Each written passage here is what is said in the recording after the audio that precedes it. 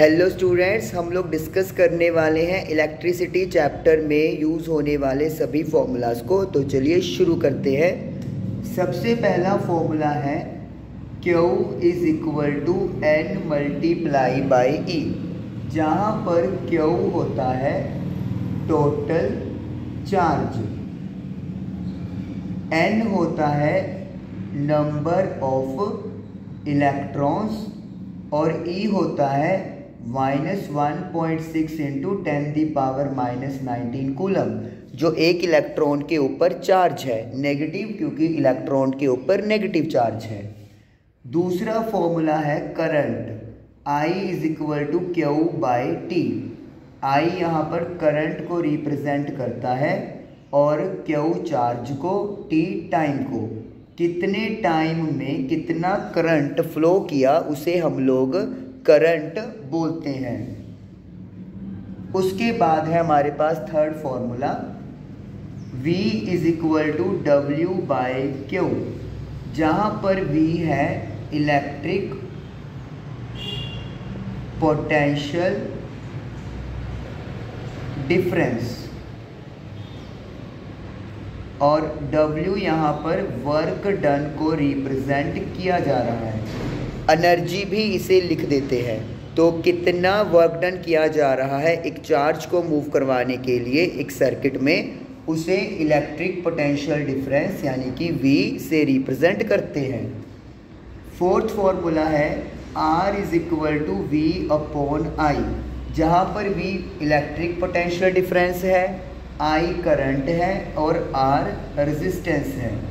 तो जब आप पोटेंशियल डिफरेंस को करंट फ्लो से डिवाइड करोगे तो आपको रेजिस्टेंस मिलेगा और इसे हम लोग ओहम्स लॉ के नाम से भी जानते हैं।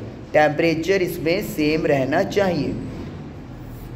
फिफ्थ फॉर्मूला है, अगर मेरे पास बहुत सारे रेजिस्टर्स एंड टू एंड यानी सीरीज़ में लगे हुए हैं तो फिर उनका टोटल रेजिस्टेंस, जिसे हम लोग इक्विवेलेंट रेजिस्टेंस भी बोलते हैं, कैसे कैलकुलेट करेंगे। जो भी वैल्यूज़ हैं रेजिस्टर्स की, उनके रेजिस्टेंस को डायरेक्टली ऐड कर दें।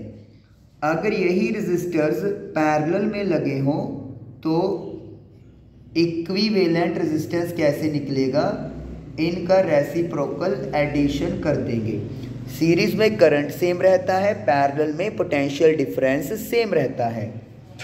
आगे है, अगर मेरे पास कोई रेजिस्टर है और उसमें करंट फ्लो करेगा तो हीट प्रोड्यूस होती है, तो उस हीट का फॉर्मूला क्या है, VIT। V पोटेंशियल डिफरेंस है, I करंट है और T टाइम होता है। तो H stands for heat, VIT। इसी का एक और फॉर्मूला है I² RT। अगर आप V को IR पुट कर देंगे तो I² RT बन जाएगा। ये जूल्स लॉ ऑफ हीटिंग को रिप्रेजेंट करता है। और तीसरा फॉर्मूला इसी से बनता है V² by RT। Ohm's law use करके ये हम लोग एक से दूसरा फॉर्मूला बनाते हैं। तो हीट जनरेटेड का ये फॉर्मूला है। V stands for potential difference, R stands for resistance, I stand for current, T stand for time, जो हम लोग पहले मेंशन कर चुके हैं। उसके बाद है इलेक्ट्रिक पावर का फॉर्मूला। आपको करना क्या है, अगर आपको हीट वाले फॉर्मूले याद हैं तो सिंपली T जो है वो हटा दें और आपके पास इलेक्ट्रिक पावर के तीन फॉर्मूले यहाँ पर बन जाएंगे। V into I² R, V² by R। ये इलेक्ट्रिक पावर के तीन फॉर्मूले हो गए। और लास्ट हम लोग बात करते हैं एनर्जी की। Electric energy is equal to power multiply by time. कितनी पावर हम लोग कंज्यूम कर रहे हैं कितने टाइम में, वो हमें इलेक्ट्रिक एनर्जी देगी। P आप लोग इनमें से कोई भी फॉर्मूला यूज़ कर सकते हो एज़ पर द रिक्वायरमेंट और आपकी इलेक्ट्रिक एनर्जी निकल कर आ जाएगी। तो ये फॉर्मूलेज हैं जो आप लोगों के इलेक्ट्रिसिटी चैप्टर में है। इन फॉर्मूलों से बाहर कोई फॉर्मूला नहीं आने वाला। इनको अच्छी तरीके से याद करें, समझें, न्यूमेरिकल्स की प्रैक्टिस करें और आपके न्यूमेरिकल्स इजीली डन हो जाएंगे। Thank you.